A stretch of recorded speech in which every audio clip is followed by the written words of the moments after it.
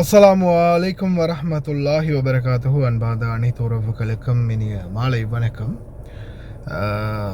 தயவு செய்து ஒரு தெளிவான ஒரு மைண்ட் செட்டோட கேளுங்க, சரியா? அப்படி இப்படி நீ எல்லாம் ஒரு முஸ்லீமாடா, நீ அவனாடா இவனாடான்னு ஆரம்பிக்காதீங்க ப்ளீஸ். நடக்கிற லாஜிக் என்னன்றது தெரிஞ்சுக்கோங்க, ஓகே? ஸ்ட்ரைட் ஆஃப் ஹார்மஸ், செங்கடல், ரெண்டு பக்கமும் மாறி மாறி கப்பல்கள் மீது தாக்குதல் நடக்குது. ஸ்ட்ரைட் ஆஃப் ஹார்மஸ்லேயும் தாக்குதல் எண்ணெய் கப்பல் மீது நடந்திருக்குது, செங்கடல்லையும் தாக்குதல் நடந்திருக்குது, சரியா? உத்தியோகபூர்வ அனௌன்ஸ்மெண்ட்டு, அதாவது அமெரிக்கா வந்து உத்தியோகபூர்வமான அனௌன்ஸ்மெண்ட்டை வெளியிடுறாங்க. ஈரானுக்கு எதிரான Washington escalate economically will the sanction change Tehran is calculations. தெஹரானுடைய ஒட்டுமொத்த கணக்கையுமே புரட்டி போடும் அப்படின்னு சொல்கிறாங்க. இந்த சூழலில் நான் ஒரே ஒரு விஷயத்தை நல்லா தெளிவுபடுத்தி கொள்ள விரும்புகிறேன். உங்களுக்கு தெரியும், இலங்கையில் மற்ற நாடுகளில் அந்த போராட்டம், அகிம்சை வழி போராட்டம், சரியா? நிறைய படம் பார்த்தவங்க இருப்பீங்க தானே, நீங்கள் பார்த்துருப்பீங்க தானே, போராடுவோம் அப்படின்னு ஜஸ்ட் போராடிக்கிட்டு இருக்கிற மக்களுக்கு நடுவில் 4 ரவுடிங்க போவாங்க, கல்லை எடுத்து போலீஸ் மேலே எறிவாங்க, அது கலவரமாக மாறும். கலவரம் ஷூட்டிங் ரேஞ்சு வரைக்கும் போகும். நிறைய சம்பவங்கள் இலங்கையில், இந்தியாவிலலாம் இந்த மாதிரி சம்பவங்கள் நிறைய தெரிஞ்சவங்க இருப்பீங்க. இன்சிடெண்ட்களை ஞாபகப்படுத்தும் போது அது வேறொரு துணைப்பொருளுக்கு போகும். அதனால் அதுகளை ஞாபகப்படுத்தாமல் நான் ஜஸ்ட் ஒரு இதாகவே சொல்லிடுறேன், சரியா? அந்த மாதிரி பார்த்துருப்பீங்க. அஹிம்சை வழியில் போராடிட்டு இருக்கிற மக்களுக்குள்ள ஆர்ப்பாட்டம் வெடிக்கும், கலவரம் வெடிக்கும்.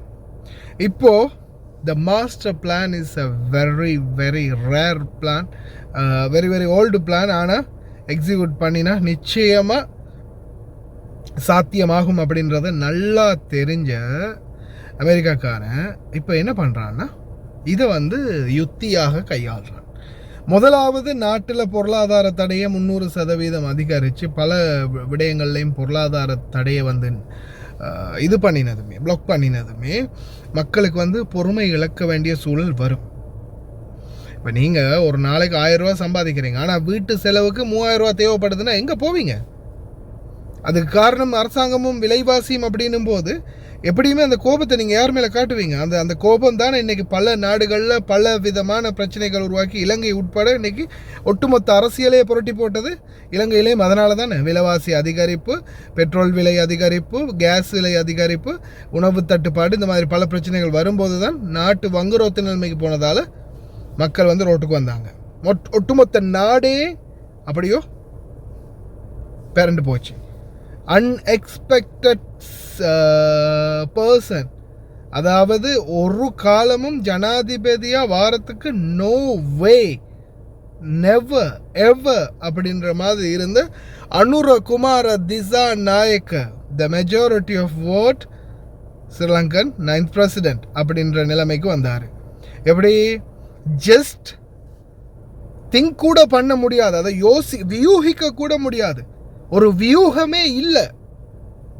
முக்கோண சக்கர வியூகத்தில் 3 கோணமும், ஒன்று ஐக்கிய தேசிய கட்சி, இன்னொன்று சஜித் பிரேமதாசர கட்சினா, இன்னொன்று அந்த மஹிந்தர கட்சி. அவ்வளவுதான். ஜஸ்ட் அதுதான் இலங்கையினுடைய அரசியல் நாகரிகமாகவே மக்கள்கிட்ட இருந்துச்சு. திடீரென்னு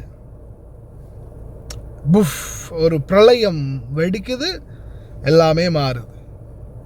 இப்போ ஈரானுக்குள்ள அவங்க ஸ்டார்ட் பண்ணியிருக்கிறது இந்த வாரத்தான். அதாவது என்ன சொல்கிறாங்க பாருங்க, war minister, US war minister, we do not rule out launching military strike against Iran in Strait of Hormuz or anywhere else. The Iranian economy is collapsing and Tehran realize our control over Hormuz.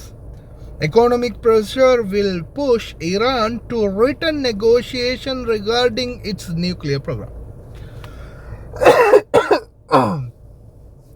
மறுபடியும் வந்துட்டானுங்கடா nuclear. டேய் தலையடிச்சுக்கணும் போல இருக்குது. டேய் நீங்கள் ஹார்மோஸ் பிரச்சனையை தான் முன் வச்சிங்க, நியூக்ளியர் அவனுங்கள்ட்ட இல்லை, ஈரானுக்கிட்ட அது எதுவுமே இல்லை, தே நாட் ஹேவ் அப்படின்னு சொன்னானுங்க. இப்போ மறுபடியும் அங்கே சுற்றி இங்கே சுற்றி கடைசியில் எங்கே வந்து நிற்கிறானுங்க, மறுபடியும் அங்கேடா.